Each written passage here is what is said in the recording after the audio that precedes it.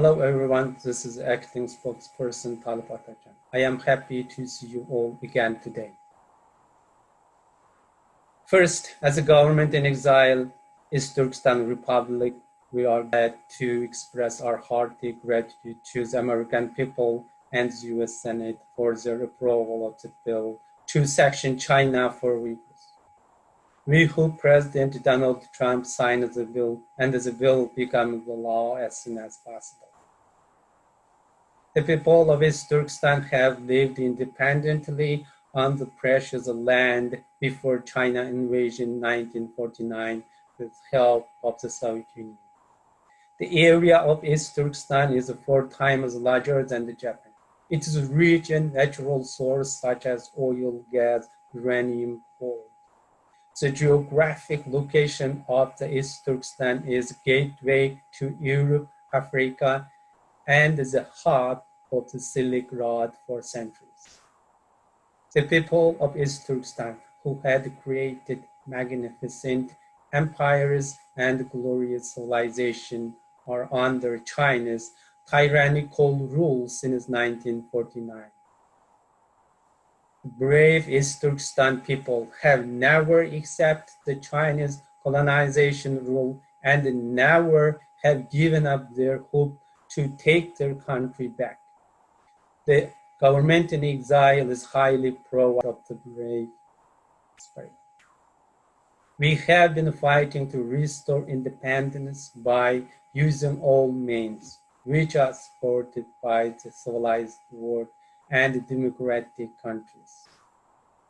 We call on brothers and sisters of East Turkestan Republic to believe the dark days and the evil CCP tyrannical rule will end, and the China will be kicked off from our country.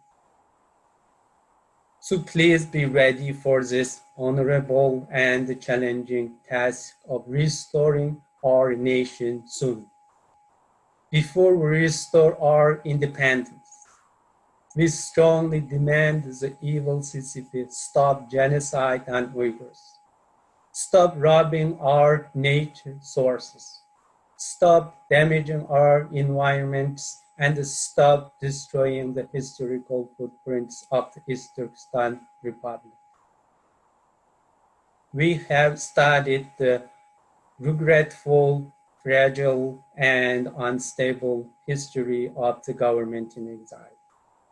We found that the main reason for the instability is attitude system, which was a combination of the Chinese-style High Commission system and old Turkish-style Prime Minister system. Therefore, we decided to eliminate these instability factors and improve our government efficiency to gain more support and respect from the people of democratic nations. For that reason, the government in exile has abolished the Prime Minister system and adopted the United States government structure with approval of majority of exiled Congress members and the President Erkan Abdulhamid on March 22, 2020. A group of exiled parliament amended the main section of the old structure. The terminologies of primary minister, vice prime minister, and the chairman of the parliament are no longer exist, since it is against the new constitution. Besides, President Erkan Abdulhamid wrote some letters to the heads of the civilized world, including President of the United Nations. He has met with some key members of the French, British, and European Parliament and asked their help to stop China from committing genocide against Uyghurs immediately.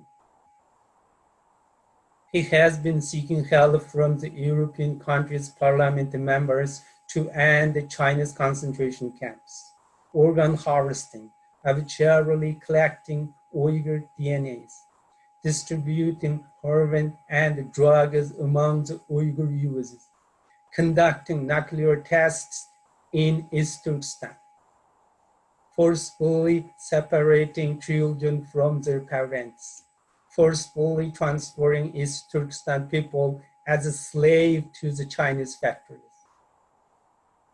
Furthermore, Foreign Minister Dr. Malika Abdes has met with Congressman Bill Foster in person for his approval of the Uyghur Human Rights Act and contacted Senators Dick Durbin, Tommy Duckworth.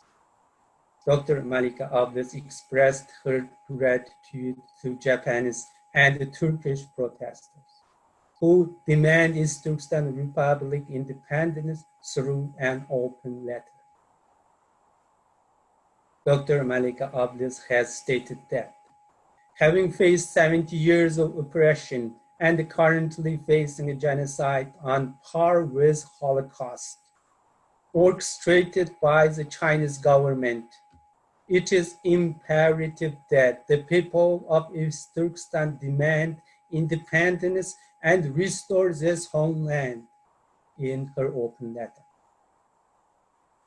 She has called on the humanitarian world to respect the Uyghur people's desire to restore their country of East Turkestan Republic.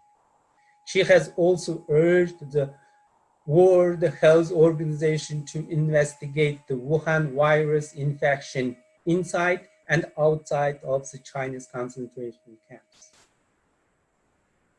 Our Russian spokesperson, Mr. Yadkar Ganiyev, has written substantial articles criticizing China's criminal actions. The acting spokesperson of our government, Dr. Talip Atajan, has met with Congressman David Price and contacted Congresswoman Jennifer Waxman.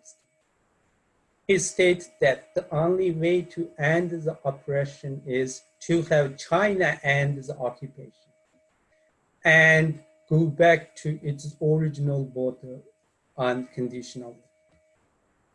The other brothers and sisters in our government have done many outstanding works as well.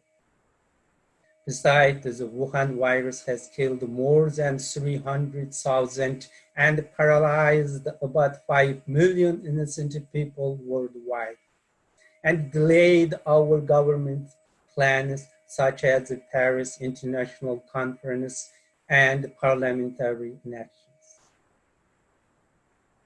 We will announce our government's new schedule once the Wuhan virus situation settles down. Dear brothers and sisters, the bill Uyghur Human Rights Policy Act 2020 now heads to the House of Representatives for final vote.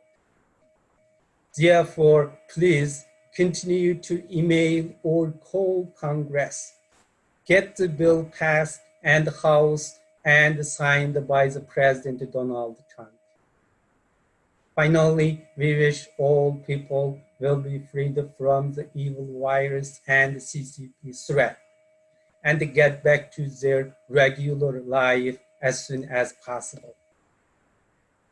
Sincerely, the government in exile, East Turkestan Republic, May 19, 2020.